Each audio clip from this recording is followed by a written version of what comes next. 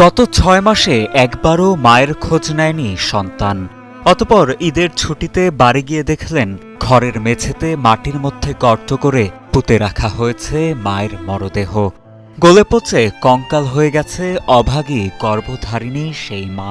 আমার সাথে আমার 5 মাস আগে কথা হয়েছিল, এরপরে আর আমার মায়ের সাথে কোনো যোগাযোগ হয় না। ফোনে বলছে, একবার বলছে তোমার আমার স্ত্রী টাকা দিয়েছিল আর একজন হুমকি দিয়েছিল। চাঞ্চল্যকর এই ঘটনাটি ঘটেছে বরিশাল জেলার বাকেরগঞ্জ উপজেলার মধ্য কাটাদিয়া এলাকায়। এ ঘটনায় মাকে হত্যা করা হয়েছে এমন অভিযোগ এনে ১৩ এপ্রিল অজ্ঞাতদের আসামি করে বাকেরগঞ্জ থানায় হত্যা মামলা দায়ের করেন সেই ছেলে। আমার দাবি বলছে এই যে কারা করছে এই যে আমি এখন ধরতেছে এবং আমি এই যে সুস্থ দিতে। জানা যায় নিহত পারভিন বেগমের স্বামী কৃষক জয়নাল গাজী ২০০৭ সালে মারা যান। এরপর থেকে তিনি একাই স্বামীর বাড়িতে থাকতেন। ৫ বছর আগেই মারা যান বৃদ্ধা পারভিন বেগমের বড় ছেলে। ছোট ছেলে রাসেল ২টি হত্যা মামলায় আসামি হবার পর ২ বছর ধরে এলাকার বাইরে বসবাস করছেন।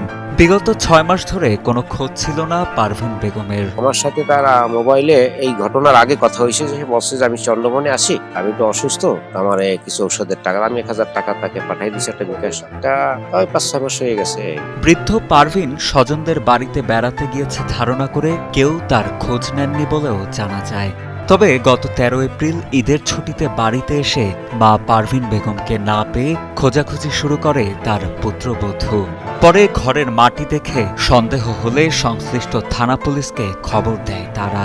পরবর্তীতে ঘটনাস্থলে গিয়ে লাশ শনাক্ত করে পুলিশ। ৩টা ফার দেখে তো আমার বাইকমার বলছে যে মামা ধরেন না, আপনি আগে জিটি করে এলাম, জিটি করে তারপরে এটা এক থেকে ধরতে হইবে। যাই হোক, এই আমি বাইরে মামিরে ফোন দিলাম যে মামি আপনারা কই, আপনারা আসেন, এরকম দেখা যাইতে আছে। এদিকে স্বজনদের ভাষ্য, বিগত ৫ মাস আগে পূর্বশত্রুতার জেরে বৃদ্ধা পারভিন বেগমকে প্রাণনাশের হুমকি দেয় স্থানীয় যুবক লাল চান।